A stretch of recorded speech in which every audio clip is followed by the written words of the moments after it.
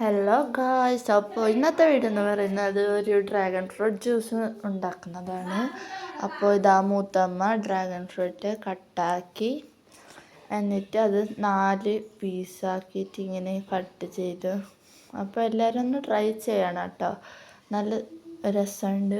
അപ്പോൾ ഇതിങ്ങനെ കട്ടാക്കി എന്നിട്ട് കട്ടിപ്പാലെടുത്തിട്ട് അത് മിക്സീൻ്റെ ജാറിലേക്ക് ഇടണം.